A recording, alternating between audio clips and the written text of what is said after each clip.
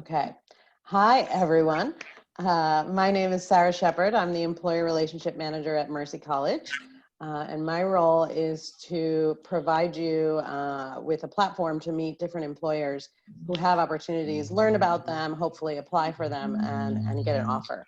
And today we have Lori Josephs from Shrub Oak International School, and she's here to talk to us today about her current openings. So take it away, Lori.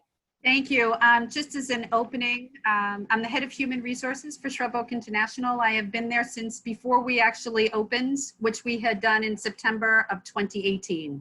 So we are a relatively new school.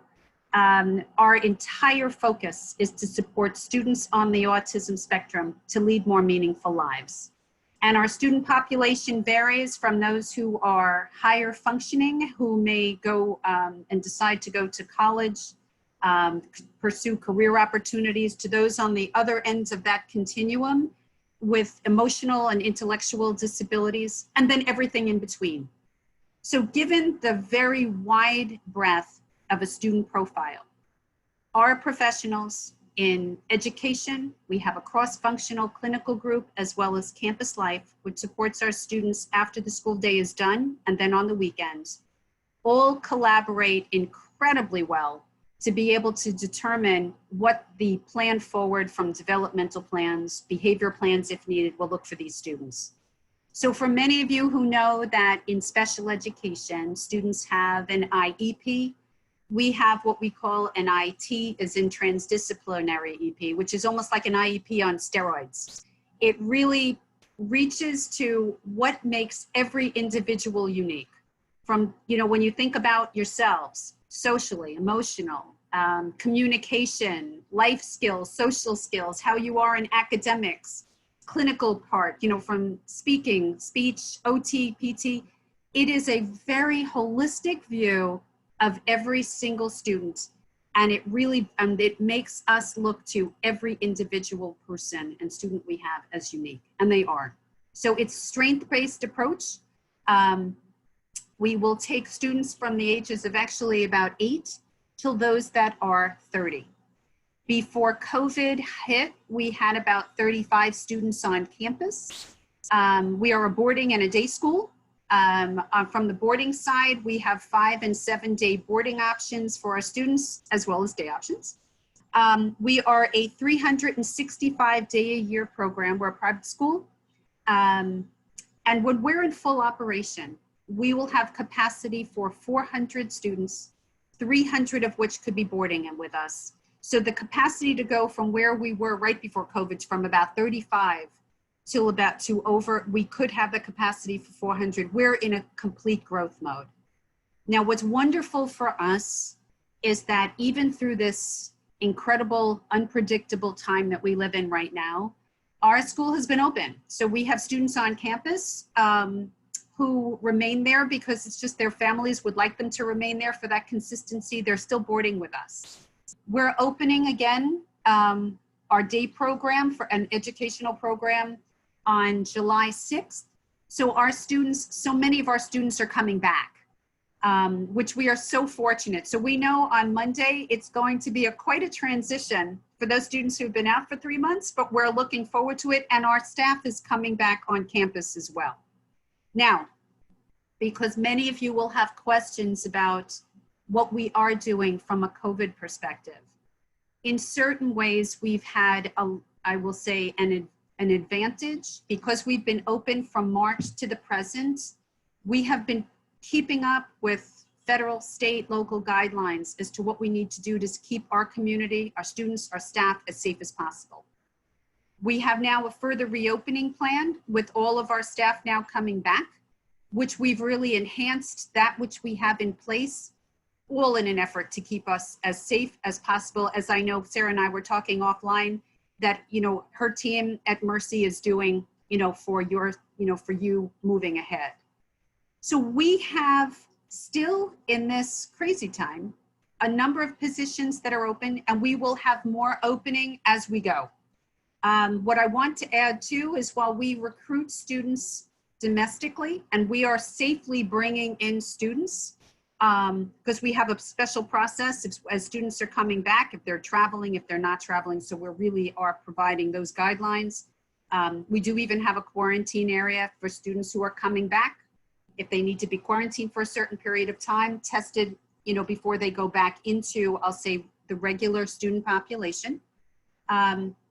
We will, right before COVID hit, we got our approval to recruit students globally. We've been waiting for this for a year, so we're thrilled that we have it. At the same time, while we can start an outreach, clearly we won't be recruiting students until we safely can do so. So we have been looking ahead through this entire time and continuing to do so. And as we grow, we will be building out our campus to accommodate the increase in enrollment, from an indoor-outdoor pool to an equestrian center, to a farm with sheep, potentially alpaca. We already have chickens on campus. We have a farm that we are already growing fruits, vegetables, and the like. And our students now we really do use our campus, which is over 300,000 square feet. We're on 127 acres as an indoor-outdoor classroom. So what are some of the roles that we have right now? We have openings now, and will continue to, for what we call direct support professionals. These are those individuals who work with our students either in groups of, could be 2 or 3, or one-on-one, depending upon the particular student's needs. As you can appreciate, given the wide variety of students we have, building relationships with each student is really at the core of what we do. And that allows us to help them develop, to coach, teacher, mentor, teach them life skills, social skills. At times it's a hand-over-hand teaching. Other times it could be a little bit more hands-off to empower them to do it themselves. So like everything else, it really depends on the student. But what we really do look for is those folks who may have had experience working with our population, the desire to really learn more, because we will train on the job, assuming that, let's say, some of those skills and capabilities are there. So let me stop talking right now and open up. Brittany, or Alan, do you have any questions for me? I can jump in with one. Yeah, sure. So what is the training like? You know, the time period and what goes into training candidates and things like that. Okay, fair question. Depending upon the role, we'll have the training done differentially to that end. Clearly, anyone coming in has to really get a deep dive into us and how we work. Anyone coming in working with students will have information, not just in a system, because it's not, you know, you're working with students who are real human beings and that we deeply care for. Clearly, someone will have the information to read up on the student's profile. And that's just as a baseline, but that's all that it is. So we really, before we start pairing someone with students, we'll have them, if they're in campus life, we'll have them shadow. Let them shadow those professionals who are there. Having them work with our behavioral analyst as well, who will teach, who really is on site, even during the weekdays and on the weekends, to talk and answer questions about behavioral plans. How can you do things better and different to support the student's particular needs? So there may be hours of, let's say, training on the job, which is really where you're going to be learning. And then there's, at that same token, there's that opportunity there's the collaborativeness of the team, and that will be ongoing. One of the things we're looking to do as we move forward in the fall and continuing out is to have a very robust training that will probably start before someone even onboards about us, autism generally, behavioral analysis, and the like, so that when they step in on site, they've got a nice foundation, which we can then build upon. We're getting there. Have I answered your question, Sarah? Yes, wonderful, thank you. And welcome, Crystal. I'm glad you joined. Hi. Follow-up question to that. Could you, I know that no day would be the same, but could you try and give us an example of a day in the life of a direct support professional at Shrub Oak? Okay. If someone were starting out first thing in the morning, they might, if it's on a weekend. No. Let's talk about during the week.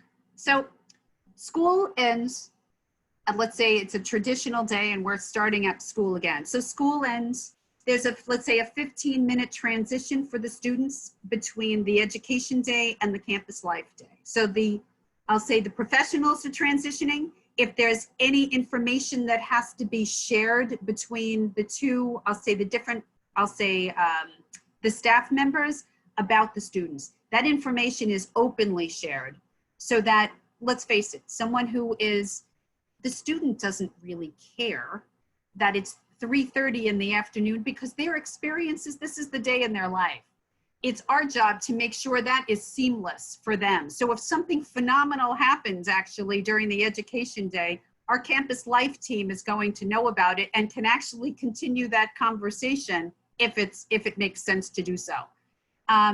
Normally, pre-COVID, our staff would be taking the students off-site and there'd be different activities every single day of the week on the outside. Clearly within COVID, our students are not doing that right now, as you could appreciate. But we really tried to simulate for them what those activities would be and how to bring them back down. So if you have a student and normally we would take them off-site, and they may be going to Target to buy A, B, C, D, and E. They would also be there if there are if there are math goals in their, let's say in their IEP, for them that becomes a budget goal when they went shopping. Now they may not be able to go off-site, but they can shop online with some of our direct support professionals. The same issues come in, or the same, let's say, learning comes in. What are you looking for? Does this match? So what would you like it to be? How much does it cost? Do you have the budget for this? And the like. So we really tried to bring it in virtually and make the experience seamless. There are also, there's activities during the afternoon, so we're going to take them outside, whether it's biking, socially distanced, yes.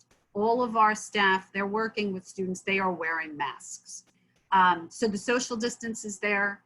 They will recreate, one activity they were recreating was, we're not taking our students on a camping trip, but we can actually simulate what a camping trip would look like on this huge campus. So you can have, sleeping bags. What do you need to pack? Water, food, snacks, and the like. So we really have set activities which are not just life skills and social skills, but think about science. They're learning in science about living organisms. We can pull through an activity from education into campus life so that they're going on our hiking trails. And they're, let's say, looking at insects or plants. So you're bringing science back in. They're learning and they don't really know it, but it's done in a way that's fun. So it's less structure than school, but it's more structure than, just letting, the students just do nothing all day, because the one thing we wouldn't have them do is just sit on devices. Now, similarly, dinner comes in, many of our students may need support and help, depending upon what that is. So our direct support professionals clearly will attend to the students first before they have their own food. There may be some downtime at night. Depending upon a student's needs as well, they may be showering at night. Some of our students, and I mean this in the sweetest way possible, might need help, and others, from showering, doing their hair, they may forget while they're doing their hair in the shower to actually take the soap out.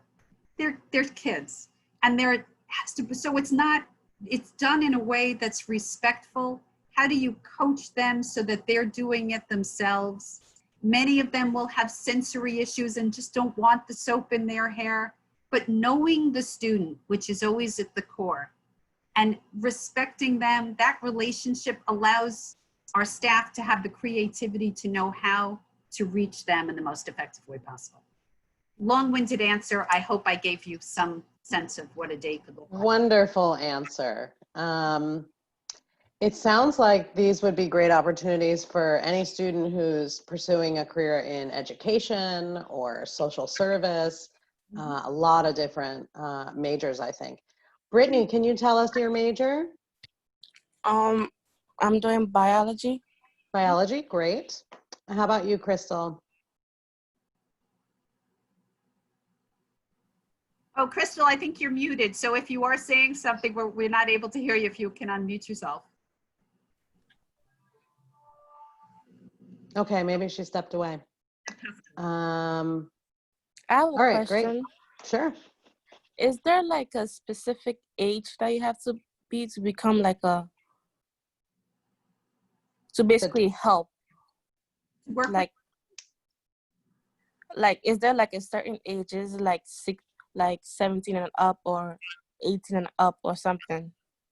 I think most of our staff would be 18 and above. I will say we have some interns in more administrative roles who may be younger than that, but it's more of a college, it's more of a really a straight internship role maybe for the summer. Do you have is there a particular age that you're thinking about? No, because I was wondering, because it is some interest and I wouldn't mind like applying for it, but like I'm 17, but I'll turn 18 next month. I think you're in a good spot, Brittany. We're not allowed to ask you how old you are, so thank you for telling us. No problem. I didn't know. Yeah, so like, wanted to know about that. No, that's all fine. One of the things that I would say about Shrub Oak, which we have not covered at this point in time, is really the culture. And I know for anyone who is looking for a job, not just as the job itself, it's not about going for a job within a box.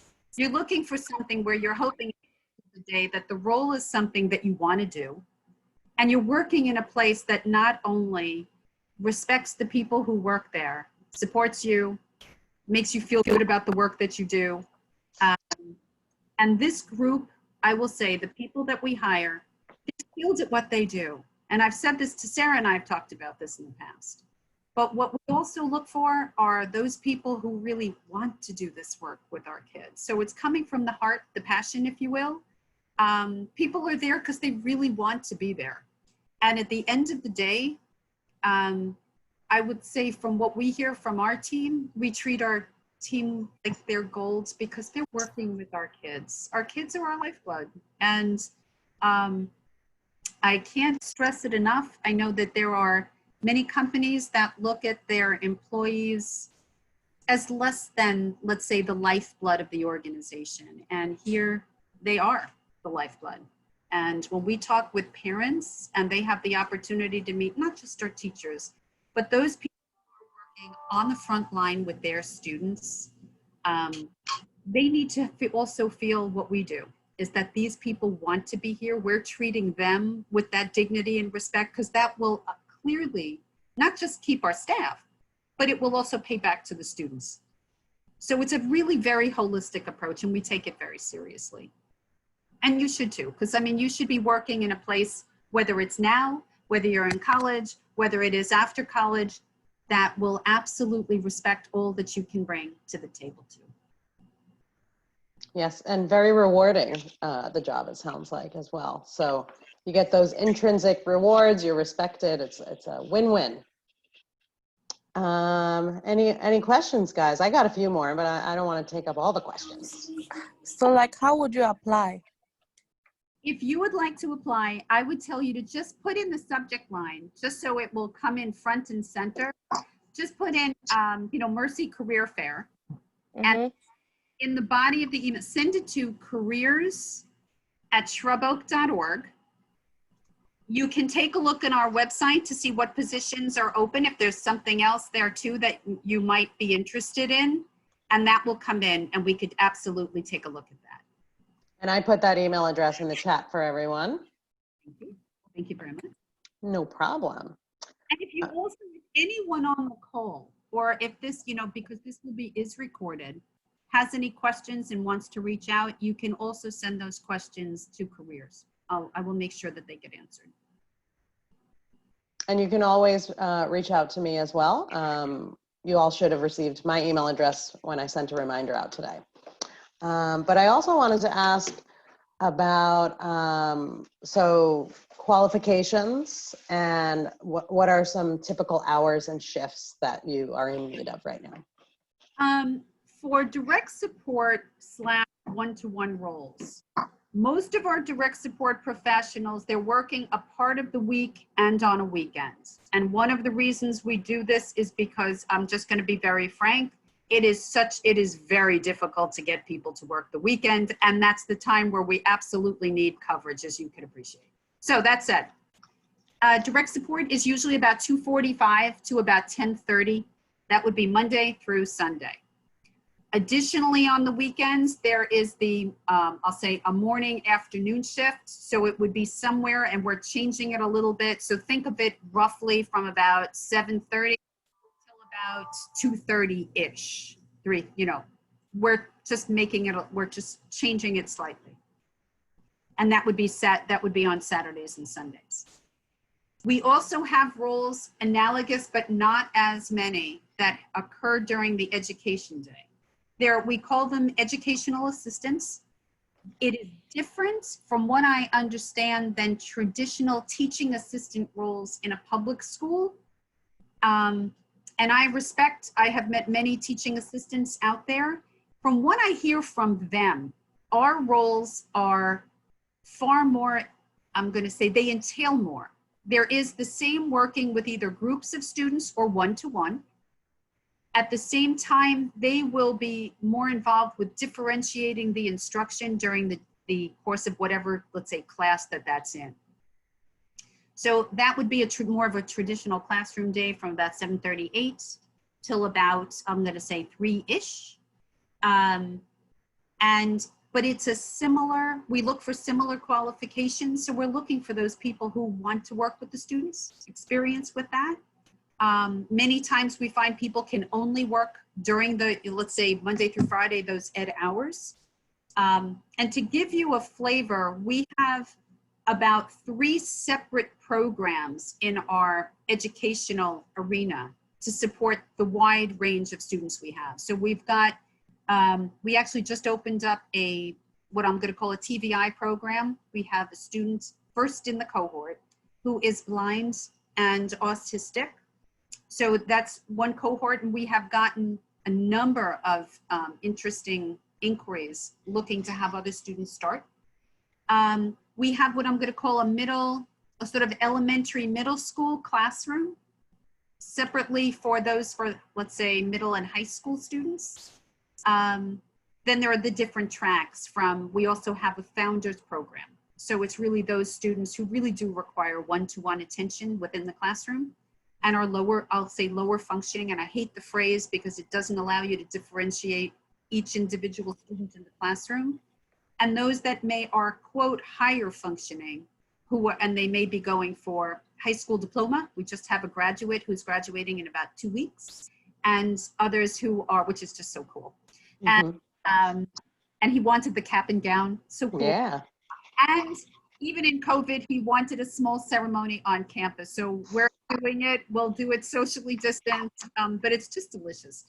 And as well as those students who will be going more towards a career or a vocation. Great, thank you for that. And I know, I think a driver's license is a requirement. Are there any other? Driver's license, I'll say, is preferred. Okay. And that's sort of changed. We do have a vehicle now, which we will use to support our students, but right now none of the students are going off campus. So there was a flexibility so that let's just say post-COVID, we have a school vehicle. There are certain people we will pre-qualify to be able to drive our students if that individual wants to drive, and we'll put them through a test and the like. So we usually get the information up front just in case. Okay, good. Good to know. So not required. That's just preferred. Great. All right. Any of you guys have questions on the line? If anybody, and again, if anybody does want to reach out, send me a note on careers and I will respond privately too. If you want to talk, I'll be happy to give you a call. Sarah has spoken about the population and the students on campus so highly, and she has supported our efforts over the years. I have to say, like no other, to help us out. Thank you. I would love to be able to pay it back too and support you guys as needed. Well, I had the pleasure, I met Lori before the campus opened, so I had the pleasure of touring the campus, and it is stunningly beautiful. And that was when it was under construction. So I'm sure now it's even more beautiful. I'm sure it is more beautiful than it was, but really beautiful place to work. Just amazing location. Now, there's a question that came in, how many hours can you work in a week? Let's say, depending on the qualifications of the individual, we have full-time, part-time options, and also per diem options available. Great, so very flexible. Yes. Thank you for the question. Anyone else?